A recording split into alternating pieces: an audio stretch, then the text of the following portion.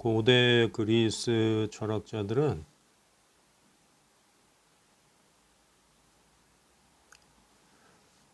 한국말로 이 사랑이라는 것에 대해서 이 사랑을 여러 가지로 분류를 해 놓았습니다. 예를 들면 이제 첫 번째가 필리아, 두 번째가 에로스, 세 번째가 스토르게, 네 번째가 이제 아가페. 한국말로는 전부 사랑이나 뭐 애정 이렇게 표현할 수 있어요. 그런데 이 고대 그리스 철학자들은 그러니까 뭐 소크라테스라든가 플라톤 또 아리스토텔레스 이런 철학자들의 시대에는 이 필리아나 에로스나 스토르게 같은 이러한 사랑은 뭐 별로 가치가 없는 이러한 사랑으로 이렇게 분류를 했습니다. 아가페라는 사랑만 이제 가치가 높은 그러한 사랑으로 분류를 했는데요. 왜 그러냐면 이제 그 필리아라는 사랑은 이 따뜻한 애정 같은 거를 나타낼 때 쓰는 단어예요. 따뜻한 애정이라는 거는 이 선천적인 것이기 때문에 뭐 후천적인 노력이 필요가 없어요. 예를 들면 악당이라 할지라도 자기 자녀에 대해서는 따뜻한 애정을 나타낼 때가 있습니다. 그러니까 이거는 그냥 타고나는 거기 때문에 노력을 안 해도 그냥 생기니까 별 가치가 없는 거라고 생각을 했습니다. 이 에로스도 마찬가지인데 에로스는 이제 남녀 간의 사랑을 의미하는 것이죠. 그래서 뭐 영어 단어에 이제 에로틱이라는 말로 이렇게 변화가 됐는데 이 남녀 간의 사랑도 별로 가치가 없다고 생각했어요. 왜냐하면 뭐 그냥 타고나는 거니까 이건 뭐 학습을 통해서 배우는 게 아니고 그냥 뭐 이렇게 감정적으로 이끌리는 거기 때문에 별로 가치가 없는 걸로 생각했어요. 스토르게도 마찬가지예요. 이거는 뭐 가족 간의 사랑 뭐 이런 걸 의미하는데 이거 역시 마찬가지죠. 그러나 이제 아가페라는 사랑을 가치가 높다 이렇게 본 이유는 뭐냐면 이거는 그 자신의 감정을 억누르고 어떤 원칙에 고착하기 위해서 부단히 그 노력하는 그러한 사랑이기 때문에 이것을 가치가 높다 이렇게 본 것입니다. 그러니까 이것은 어떤 인격 수양을 통해서 배양하는 그런 사랑이기 때문에 그런 것입니다. 예를 들면은 뭐 그 자매간에 다툼이 있었다고 해봐요.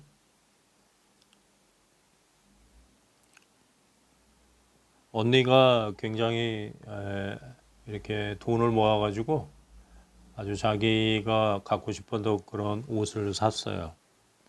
그래가지고 어느 날 그 옷을 입고 이제 어디 모임에 나가려고 했는데 옷장을 열어보니까 옷이 없는 거예요. 이게 너무 화가 났죠. 이게 나중에 알고 보니까 자기 동생이 그 옷이 너무 마음에 들어가지고 언니 몰래 입고 나갔다는 걸 알게 됐어요. 나중에 이제 다툼이 크게 나겠죠. 그런 다툼이 이제 나게 되면 뭐 그걸 지켜보는 부모님 마음이 굉장히 안 좋겠죠. 부모님은 이 자매간에 서로 화해하기를 원할 거예요. 그럴 때 이제 언니가 예를 들어서 본인은 잘못한 게 아무것도 없는데 동생한테 가가지고 그 원칙에 맞게 가족의 그 어떤 가와만사성이라는 말처럼 가족 간에 이제 서로 뭐 우애가 있게 지내는 게 좋은 게 원칙이니까 이 원칙에 맞게 화해를 하기 위해서 싫지만 자기의 감정을 억제하고 동생한테 가가지고 이제 화해를 청할 수 있겠죠. 그런데 동생이 그 말을 듣고 언니한테 그래 내가 잘못했어. 다음부터는 안 그럴게. 뭐 이런 식으로 사과를 하면 다행인데 동생이 지가 잘못해놓고 적반하장격으로 틱틱거리면서 이제 안 받아줄 수도 있을 거예요. 뭐 그런 경우도 있겠죠. 받아줄 수도 있고 안 받아줄 수도 있는데 그래서 이제 다툼이 있을 때 먼저 가가지고 화해를 한다는 게 그 쉬운 일은 아니죠. 누구나 다 경험이 있겠죠. 그러나 이제 자신의 그 감정보다는 그 원칙에 순종하기 위해서 감정을 억누르고 억압하고 원칙대로 행동하려고 하는 그러한 노력 이런 것이 바로 아가페적인 사랑이다 하는 것입니다. 그러니까 아가페는 원칙대로 하려는 사랑의 감정이 아니고 그러니까 오늘날 뭐 예를 들어서 마음 가는 대로 해라 이런 거는 다 쓸데없는 쓰레기 같은 말이라는 걸 알 수 있죠. 자, 이러한 그 원칙에 근거한 사랑을 배양하는 것은 악당들은 그렇게 할 수가 없어요. 마음이 비뚤어진 사람들은 그렇게 할 수가 없고 올바른 정신과 태도를 가진 사람들만 이렇게 노력을 할 수 있습니다. 그렇게 해가지고 뭐 한 번에 되지는 않겠죠. 여러 번 지속적으로 노력을 했을 때 이러한 아가페적인 사랑이 배양이 되고 좀 더 성숙한 인간으로 발전해 나갈 수 있을 것입니다.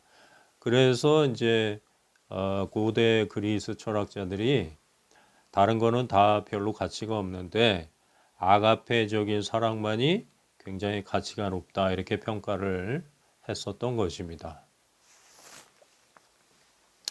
자, 이 얘기를 왜 하냐면은 우리가 그 원칙이라는 게 이제 참 중요하다. 원칙에 따라서 생활을 해야 한다 하는 것을 이제 강조하기 위해서 그런 것입니다. 이러한 원칙은 가장 그 높은 원칙의 그 권위자가 아마가 아니고 이제 분명히 우리 인간을 설계하시고 창조하신 그 창조주라고밖에는 볼 수가 없습니다. 왜냐하면 아이작 뉴턴이나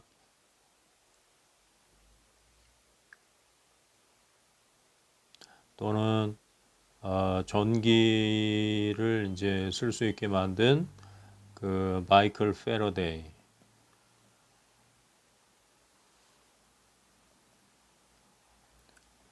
그 다음에 이제 금세기 최고의 과학자라고 하는 엘버트 아인슈타인 이런 분들이 전부 그 진리를 탐구하는데 아주 열정적이었는데 우주에 그 오리지널 질서가 있는 것을 보고서 그것을 이제 역설계 방식으로 연구해 가지고 여러 가지 물리 법칙을 만들었죠. 그래서 이제 우리는 이러한 분들을 신뢰할 수 있는데 이분들이 그 자기들이 모방한 그 원래 그 우주에 있는 오리지널 질서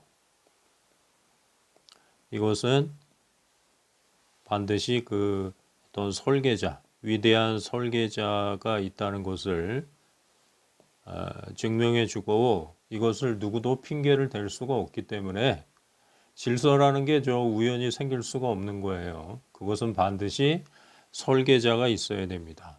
이분이 설계하시고 창조를 하셨기 때문에 창조주를 믿지 않을 수 없는 거고 이분을 의식하지 않을 수 없는 거죠.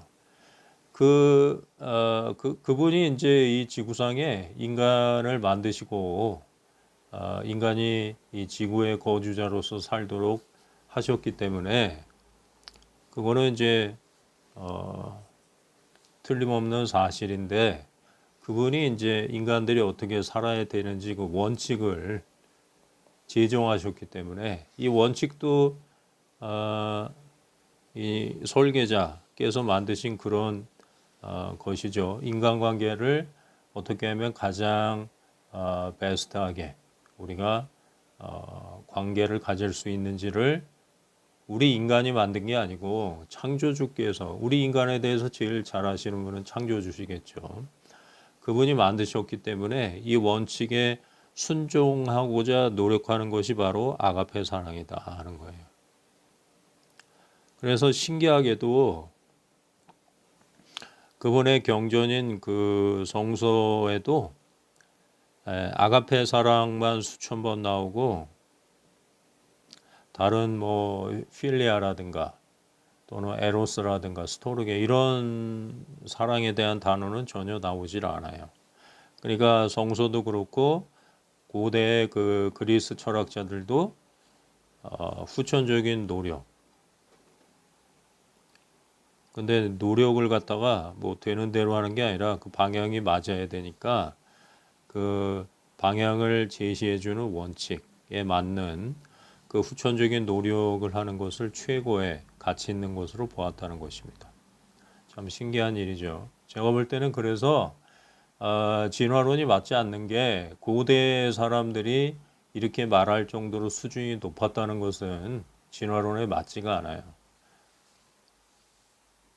어떻게 된 게 이 도덕적인 사항과 관련해서 어떤 특정한 그 견해를 제시할 때는 고대인들이 더 현명하다는 것을 알 수 있습니다.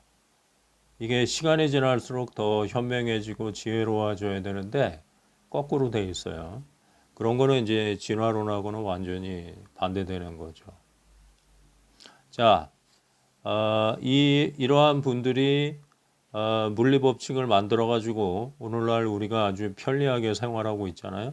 예를 들면 마이클 패러데이라는 분이 전자기 유도의 법칙을 발견하셔 가지고 그걸로 이제 그 발전기를 만드셨죠. 그 법칙에 근거해서.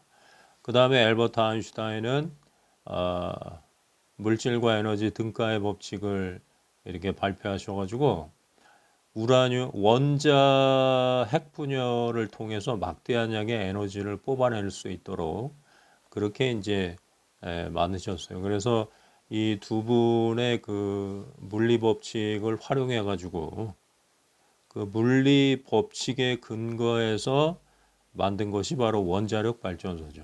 뉴클리어 파워 플랜트.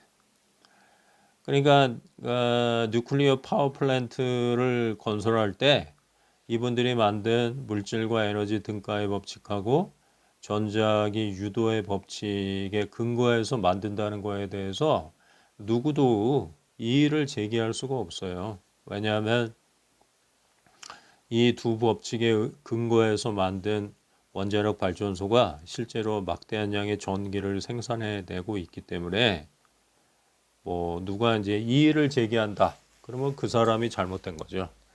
끝끝내 이의를 제기한다.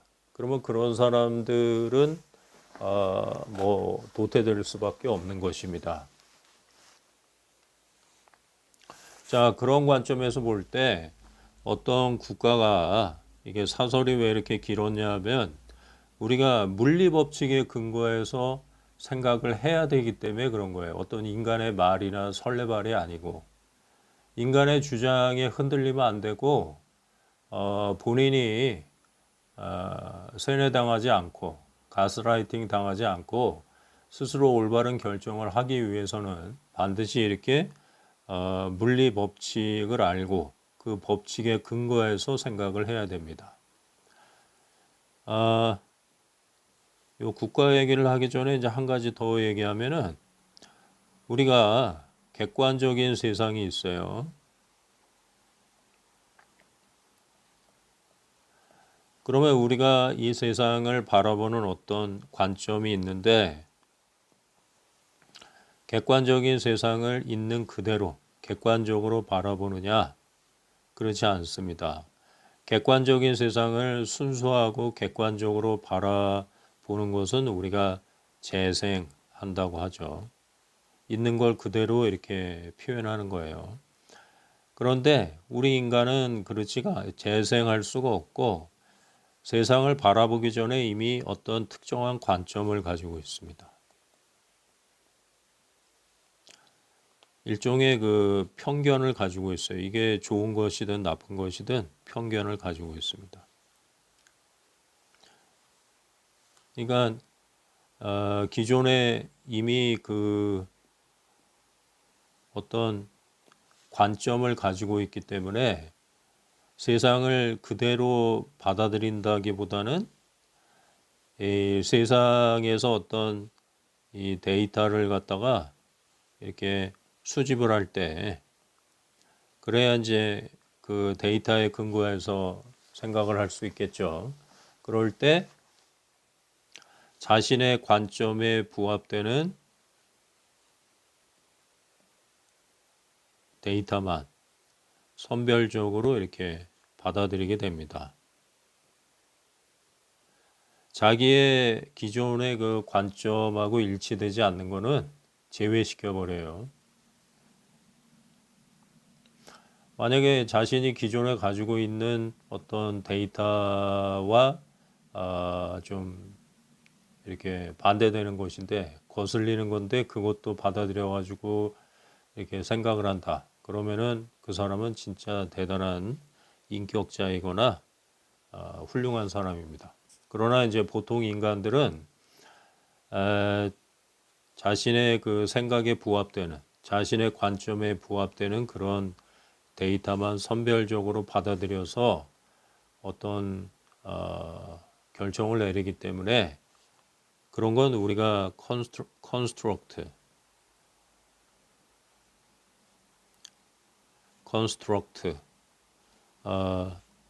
구성이라고 하죠. 구성.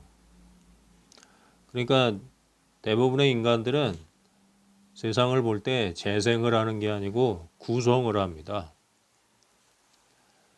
그러니까 이제 자신의 관점에 부합되는 것만 데이터를 선별적으로 받아들여서 선택적으로 받아들여 가지고 어떤 문제를 바라보고 그것이 이제 그 사람의 관점을 더 강화시키게 되죠. 기존에 있던 그런 관점을 강화시키는 걸 우리가 확증 편향이라고 하죠. 확증 편향. 이게 굉장히 어떤 면에서는 좀 위험한 것입니다. 왜냐하면 확증 편향이 뭐 10년, 20년 계속돼 가지고 너무 그렇게 깨트릴 수 없을 정도로 굳어지게 되면 그 사람은 그냥 그렇게 사는 수밖에 없는 그런 경우가 생길 수 있어요. 왜냐하면 그 사람이 예를 들어 어떤 확증 편향을 수십 년 동안 유지해 가지고 나이가 뭐 한 60, 70 이렇게 됐어요. 그러면 이제 그때 돼 가지고 자기 생각이 잘못됐다는 것을 깨달았어요. 깨달았다 할지라도 그것을 인정하기는 쉽지가 않죠. 왜냐하면 자기 인생, 자기가 살아온 인생에 뭐 수십 년이 잘못됐다는 건데, 그러면 자기 인생이 붕괴되는 거죠. 잘못하면. 그래서 그 자기 생각이 잘못됐다는 걸 알아도 그냥 잘못된 방향으로 계속 가는 경우가 있습니다. 불행한 일이죠. 개인한테는. 그래서 우리가 이 잘못된 확증 편향에 빠지지 않도록 처음부터 이제 방향을 올바로 잡을 수 있는데 그래서 우리가 그 사람의 말을 믿지 말고 어떤 원칙을 먼저 알아봐야 된다는 것입니다. 자연계를 보면 독립의 원칙이라는 게 있죠. 독립. 뭐 식물이든 동물이든 새끼로 태어난 다음에 어릴 때는 부모에게 의존하지만 생존을 위해서 그러나 이제 곧 나이를 먹어가면서 부모한테서 떨어져 나와가지고 이제 독립적으로 살아가게 됩니다. 이 독립을 하는 것이 그 자연계의 원칙이에요. 그런데 이제 독립을 하려면 두 가지 요건이 충족이 돼야 돼요.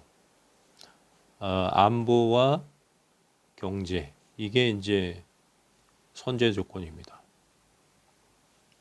경제적으로 독립을 해야 되죠. 그러니까 식물의 경우에는 경제적으로 독립을 하기 위해서 스스로 이제 뿌리가 생겨야 되고 광합성 작용을 해야 됩니다. 그래가지고 이제 에너지를 생산해야 돼요. 이게 돼 있어야 되고, 그 다음에 이제 스스로를 보호하기 위해서 어떤 자주국방, 국가로 치자면 이제 자주국방을 해야 되겠죠. 그 이순신 장군의 경우에도 이순신 장군이 이 남해 바다의 그 제해권을 장악을 했기 때문에 임진왜란 안에서 이제 일본군이 철수할 수밖에 없었는데 완전히 그 전쟁의 방향을 바꿔버린 그런 분이시죠. 그런데 이 이순신 장군도 마찬가지예요. 똑같아요. 안보와 경제를 확립하는 데 성공했기 때문에 제해권을 차지한 겁니다. 이순신 장군이 그 기록에 보면은 둔전을 경영해 가지고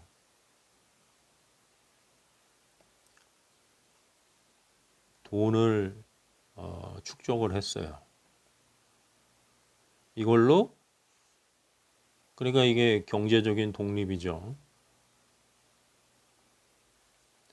그래가지고 이걸로 독립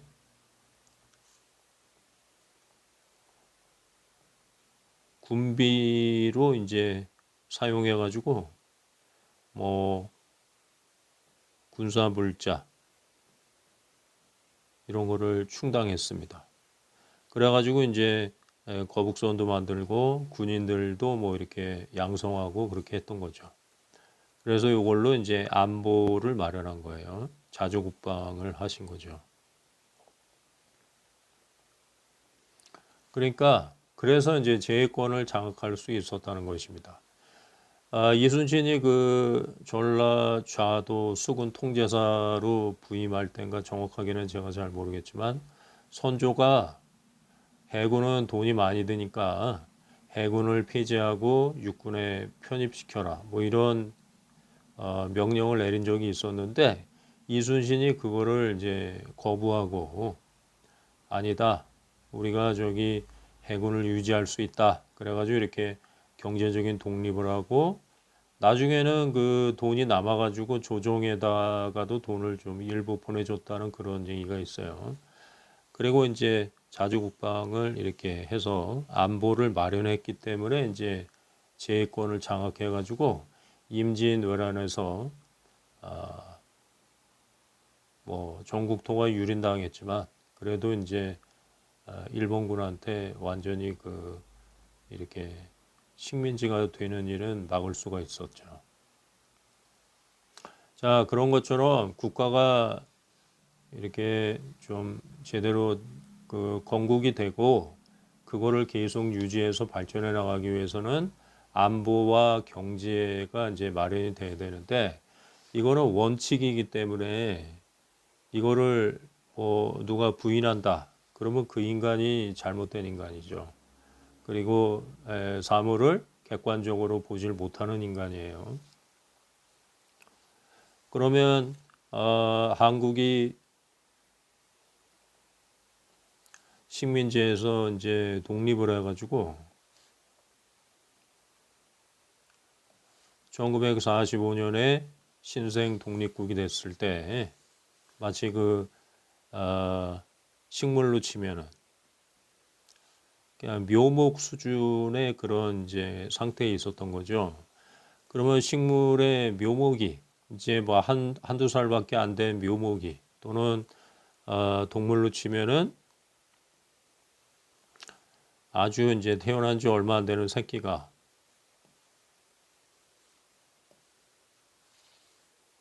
안보와 경제를 이렇게 마련해 가지고 빨리 안보와 경제를 마련해서 신생 독립국으로서 이제 성장해 나가야 되는데 그 당시에 그 경제는 뭐 말할 것도 없고 이제 뭐 그냥 완전히 거지 국가였죠 그 당시에. 그래서 뭐 필리핀보다도 못 살았고 북한보다도 뭐 3분의 1 정도의 수준밖에 안 됐고 전 세계적으로 꼴찌에서 2등인가 뭐 그 정도였었죠. 그 다음에 안보도 형편없었고 그러할 때 이 안보와 경제를 마련한 분이 누굴까요? 인정하기 싫든 좋든 간에 미군을 이 남한에 주둔시켜가지고 전쟁의 위협을 제거하고 안보가 이제 마련이 돼가지고 전쟁의 위협이 좀 사라지니까 외국에서 이 한국에 투자할 수 있도록 그런 분위기를 조성한 그런 사람이 누구죠? 이승만이죠. 그 다음에 이제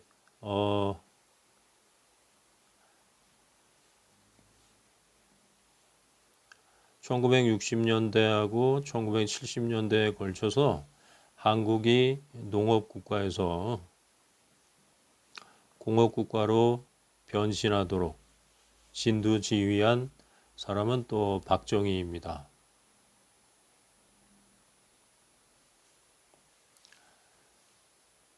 이승만과 박정희가 이 안보와 경제를 마련했어요. 그래서 한국이 신생 독립국으로서 태어나게 되고 계속 성장할 수 있는 기반을 가지게 된 것이죠.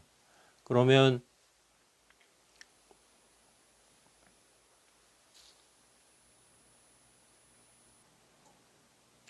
어떤 사람들은 이승만이나 박정희가 없었어도 이 안보와 경제를 확립할 수 있었을 것이다 이렇게 가정하는 사람이 있는데 그 지도자가 얼마나 중요한 역할을 하는지 뭐 임진왜란 때 그 이순신이 얼마나 중요한 역할을 했는지 그거를 이제 부정하는 거기 때문에 그거는 뭐 지적 수준이 낮은 사람이니까 그런 인간하고는 뭐 얘기할 필요가 없는 것이고 이분들이 이제 안보와 경제를 국권화하고자 하는데 반대했던 사람들 있죠. 이러한 사람들이 이제 그 이승만이나 박정희한테서 박해를 많이 받았다. 이렇게 이제 얘기를 하죠. 그리고 이들은 독재자다. 그런데 이 물리법칙 중에 에너지 보존의 법칙이라는 게 있어요. 우리는 누구나 다 이 에너지 보존의 법칙에 지배를 받으면서 살아가고 있는데 에너지 보존의 법칙은 뭐냐면 이 온 우주의 에너지 총량이 항상 일정하다는 것입니다. 에너지가 새로 생기지도 않고 또 파괴돼서 없어지는 것도 아니고 다만 에너지의 그 형태가 바뀌거나 어떤 대상이 바뀌는 것이지 에너지의 총량은 항상 일정하다는 것이에요. 그런데 여기서 이제 우리가 좀 응용할 수 있는 게 있어요. 에너지의 총량이 일정하기 때문에 우리가 뭐 어떤 일을 늘려서 한다고 그래가지고 에너지가 하늘에서 떨어지는 건 아니다 하는 것이에요. 에너지의 총량이 항상 일정하기 때문에 어떤 일을 하다가 어떤 새로운 일을 또 하게 되면 하늘에서 에너지가 떨어지는 게 아니에요. 여기서 에너지를 뺏어와야 됩니다. 그러니까 에너지가 2등분이 되는 것이죠. 또 어떤 일이 또 있다 그러면 또 여기서 에너지를 뺏어와야 돼요. 그러면 3분의 1이 되는 것이죠. 근데 만약에 이 일을 성취하는데 에너지가 총량이 100인데 이 일을 성취하는데 에너지가 예를 들어서 뭐 80이 소비가 된다고 해요. 그러면 에너지 총량은 100인데 그럼 여기서 이 일을 하려면 또 에너지 80이 필요해요. 그러면 에너지가 남는 게 20밖에 없는데 80을 어떻게 맞추냐? 그럼 여기서 뺏어오는 수밖에 없는 거죠. 그러면 이제 20을 뺏어오면은 아니 20을 갖고 여유분 20을 갖고 오고 여기서 이제 뺏어오면은 뭐 절반을 뺏어온다 그러면 40이니까 60이겠죠. 여기는 이제 40이 남는 거고. 그러면 이 일은 할 수가 없죠. 또 여기 이제 60이 여기 이제 60인데 또 새로운 일을 하려고 그래요. 그러면 여기서 또 절반을 뺏어온다 그러면 30이에요. 그러면 여기 30이 남잖아요. 그러면 이것도 할 수가 없죠. 안 되죠. 에너지가 부족해가지고. 이것도 에너지가 부족해서 결국은 다 안 돼요.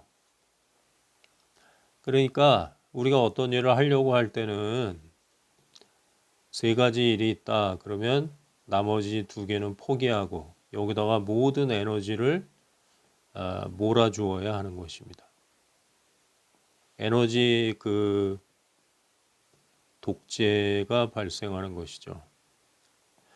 예를 들면 자연의 법칙에도 이게 있는데 여름에는 태양으로부터 받는 에너지의 양이 많지만 이제 혹한기가 되면은 에너지의 양이 줄어들죠. 그러면 자연은 어떤 식으로 대응하죠? 생존하기 위해서 뿌리로 모든 에너지를 보내주고 잎사귀로 가는 에너지는 차단을 시켜요. 그러면은 잎사귀는 이제 떨어져 죽어가지고 세포가 죽어서 거름으로 이제 쓰이게 되죠. 그러나 이제 뿌리는 모든 에너지를 우리가 그 나무가 몰아주었기 때문에 뿌리는 한겨울에도 생존할 수 있어요. 그리고 몇 개월만 기다리면 봄이 돼가지고 다시 이제 에너지 양이 늘어나기 시작할 때 생존할 수 있는 것이죠. 그때 가면 이제 에너지 양이 남아돌 정도로 많아지니까 또 싹이 나가지고 잎사귀를 풍성하게 만들 수 있는 것입니다. 그러면 잎사귀도 살아있는 세포인데 왜 자기한테만 저 에너지를 안 보내주냐? 이거는 독재 아니냐? 이렇게 이제 그 주장할 수도 있겠죠. 그러나 전체가 살기 위해서 뿌리에다가 에너지를 몰아주는 건 독재이긴 독재인데 이거는 어쩔 수 없는 그런 독재이고 자연은 이러한 원칙으로 돌아간다는 것이죠. 학생이 공부를 할 때도 마찬가지예요. 학생이 예를 들어서 이 공부가 있고 뭐 오락 또 무슨 자기 취미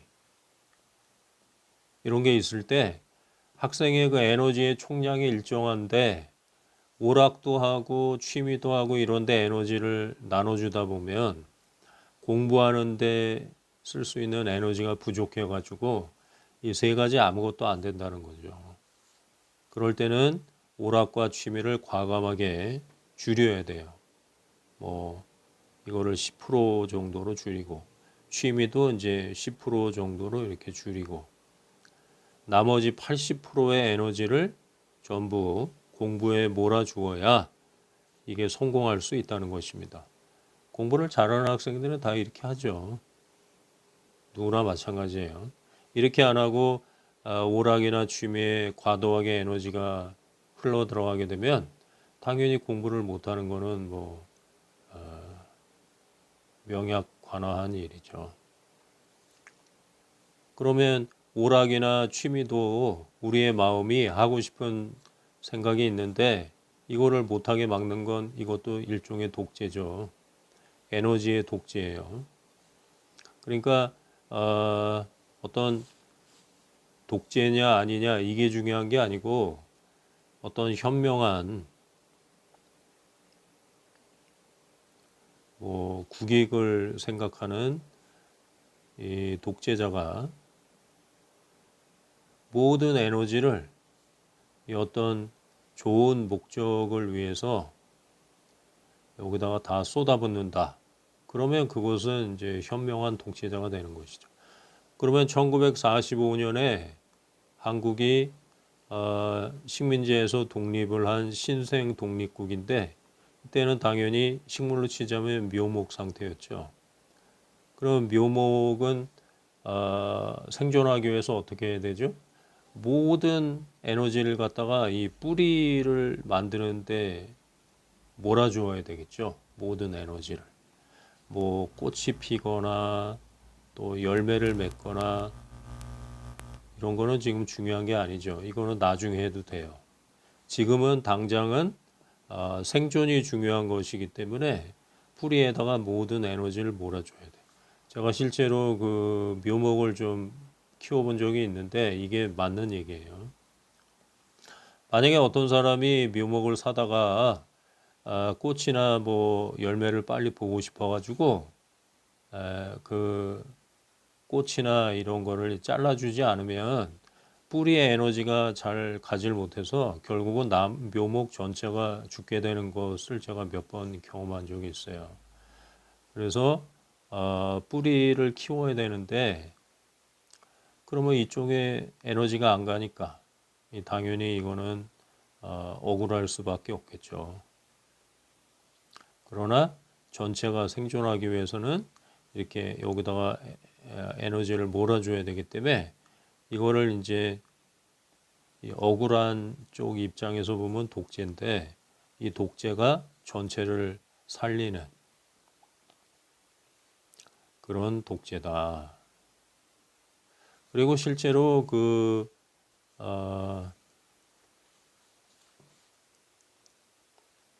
정치학자들이 연구한 바에 의하면은 이 민주주의라는 것은 후진국이나 경제적으로 이렇게 낙후된 국가에서는 별로 효과가 없어요. 오히려 그 사회가 더 혼탁해지는 경우가 많습니다.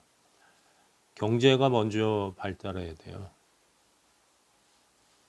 경제가 먼저 발달해가지고 경제가 발달하면 이제 주머니 사정이 좋아지니까 교육에 대한 욕구가 생기게 되거든요. 그래 교육을 많이 받아서 그 국민의 어떤 민도 이게 이렇게 높아진 다음에 민주주의를 해야만 성공하는 확률이 높다. 그런 그 연구 결과가 있습니다. 그 세이머라는 그 하버드 대학교 교수가 이제 그런 법칙을 만든 걸로 알고 있어요. 이것도 일종의 법칙이기 때문에 이 법칙대로 해야 된다는 것이죠. 만약에 이러한 법칙을 무시하고 신생 독립국이어가지고 지금 민도도 안 좋고 그 다음에 경제도 개판인데 이런 민주주의를 먼저 시행한다. 그런 나라치고 성공한 나라가 없습니다.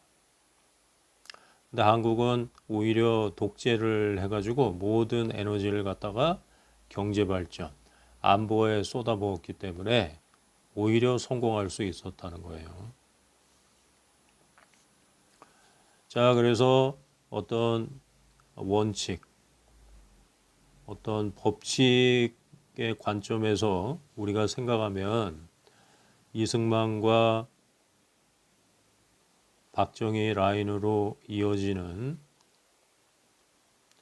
이런 어쨌든 뭐 안보와 그 다음에 경제 수립에 이제 성공했으니까 일종의 그 국익을 위하고 그 다음에 이제 현명한 목표를 달성한 그런 지도자들이죠. 이거는 뭐 틀림이 없어요. 그리고 이러한 것을 수행하는 과정에서 독재를 한 거는 오히려 잘한 것이라고 볼 수가 있습니다. 왜냐하면 이걸 반대하는 자들은 멍청한 인간들이니까 그러한 자들을 억누르고 이러한 목표를 달성하기 위해서 노력한 거니까 당연히 뭐 독재를 할 수밖에 없는 것이. 이런 거를 반대한 인간들은 결국 지금 결과적으로 보면은 무지한 인간들이잖아요. 그러니까 뭐 당연히 어떤 그 제재를 받을 수밖에 없는 것이죠.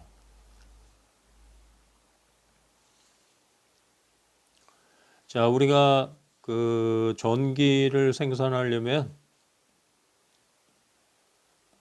발전기가 있어야 되는데 이 발전기라는 거는 하나의 제품인데 눈에 보이지는 않지만 그 기저에 깔려 있는 물리 법칙이 있죠.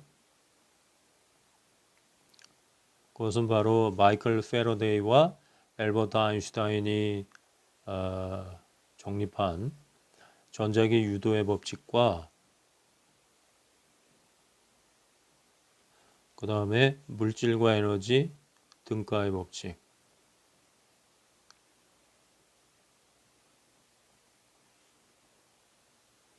이러한 물리 법칙에 기반해서 만들어지는 것입니다.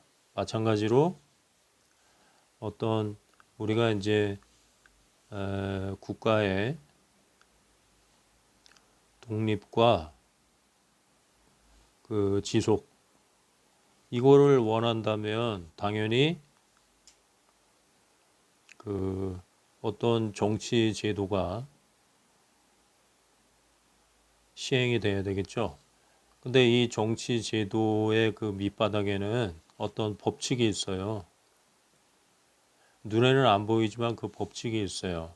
그게 바로 이제 안보와 경제 두 가지 그 선제 조건이 충족돼야 된다는 그런 법칙이 있죠. 이거는 현명한 독재자가 이 목표를 만들고 이걸 수립하려고 할 때 더 효율적으로 달성이 된다는 그런 법칙이 있는 것입니다. 그러니까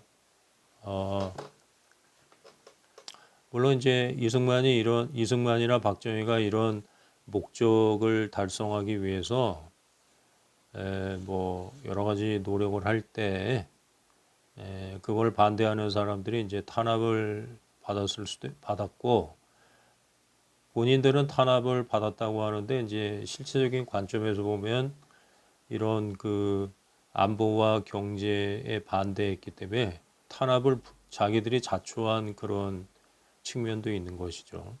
또는 이분들이 뭐 완전한 신이 아니니까 진짜 그 억울하게 그 고초를 당한 사람들도 있을 수 있겠죠. 근데 한국이 그 당시에 그 인제 막 식민지에서 독립한 신생국이라는 거를 감안해 볼 때 뭐 이분들이 신이 아니니까 그런 뭐 실수를 저질렀다 그러면 뭐 어쩔 수 없는 일이었다. 만약에 진짜 이제 무고하게 고초를 겪었다 그러면 나중에 이제 국가에서 보상을 해줘야 되겠죠. 자, 그러한 여러 가지 점을 감안해 볼 때 어떤 원칙에 근거해서 또 법칙에 근거해서 볼 때 얘기가 이제 막 중원부원하고 두서없이 진행이 되었지만 안보와 경제 이게 국가를 지속시키는 그 요즘에 이제 서스테이너빌리티라고 그래가지고 이제 지속성 이게 굉장히 중요한데 이거를 있게 한 그 전제 조건은 안보와 경제인데 이 두 개를 마련한 사람이 어처구니 없게도 독재자라고 욕을 먹고 있는 이승만과 박정희다. 이런 결론입니다.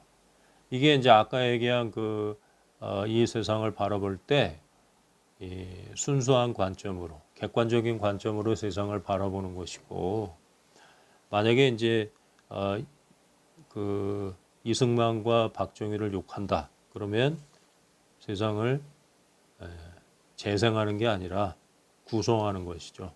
자기의 감정이 먼저 있고 그 감정에 따라서 선택적으로 데이터를 받아들여서 그렇게 말하는 것이기 때문에 그거는 본인한테도 별로 좋지가 않아요.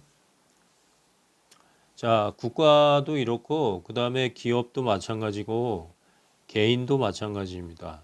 제가 이제 학생들을 영어를 좀 가르치다 보니까 이런 원칙을 갖다가 이제 학생을 가르치는데도 대입을 하는데 예를 들어서 이런 게 있어요. 어린 학생들의 입장에서 볼 때는 지금 한창 오락이라든가 아니면 친구하고 사귀는 문제라든가 이런 거를 하고 싶죠. 그런데 이런 거에 시간과 에너지를 너무 과도하게 쏟다 보면 공부할 수 있는 에너지가 남아있지 않기 때문에 왜냐하면 에너지의 양은 한정돼 있다고 했잖아요. 공부가 안 됩니다. 여기에 제가 볼 때는 뭐 예를 들어 80%의 에너지를 쏟고 그 다음에 오락과 친구는 뭐 최소한의 정도로만 해야 돼요. 그럼 에너지의 불균형이 생기는 거죠. 이 골고루 분산되는 게 아니고 그러니까 에너지가 골고루 분산되는 건 민주화가 되는 건데 민주화가 돼 가지고는 공부를 못 한다는 거예요.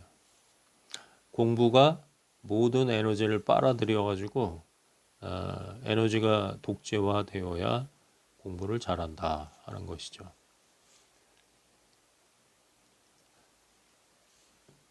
그러면 이제 이 학생이 공부를 잘할 수 있어요. 공부를 잘하면 당연히 좋은 대학교를 갈 것이고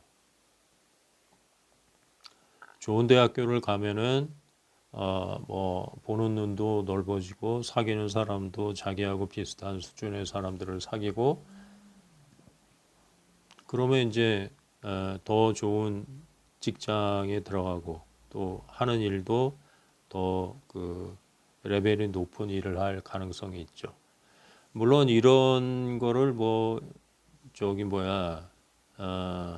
꼭 공부를 잘해야만 좋은 대학교 가는 게 아니고 또 공부를 잘해야만 뭐 좋은 직장 들어가는 게 아니다. 이렇게 생각하는 사람들을 뭐 어쩔 수가 없어요. 그 생각을 갖다가 뭐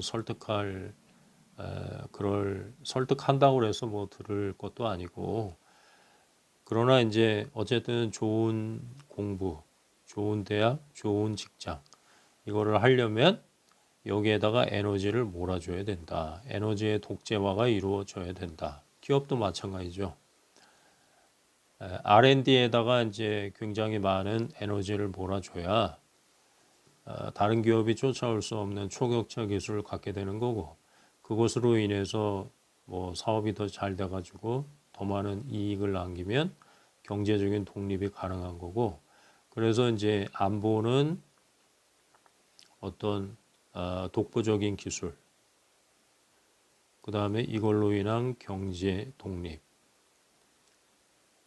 이게 이제 계속 지속이 되면은 이 기업의 내재 가치는 계속 올라가는 것이죠.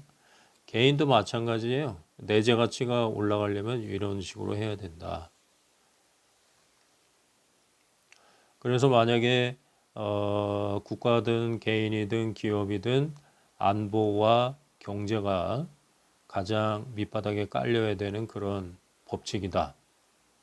이러한 생각을 무시하는 사람이 있다면 그 개인한테 이제 어떤 피해가 가는 것이기 때문에 자신의 기존의 어떤 편견 이런 거를 버리고 물리 법칙에 순종하도록 그렇게 이제 하면 좋을 것 같습니다. 그런 관점에서 볼 때는 이승만과 박정희가 독재자라고 욕을 먹기도 하고 또 뭐 무고한 사람한테 피해를 끼쳤을 수도 있는데 그 정도면은 굉장히 뭐 양호하게 한 거고 그 다음에 안보와 경제라는 가장 중요한 그런 요소를 성취했기 때문에 그런 면에서 볼 때는 잘한 것이다. 그 시대에 아주 필요한 것을 꼭 이룬 것이다. 그 덕분에 이제 후세 세대가 이렇게 편안하게 살 수 있게 된 것이다. 이렇게 이제 결론을 내릴 수 있습니다.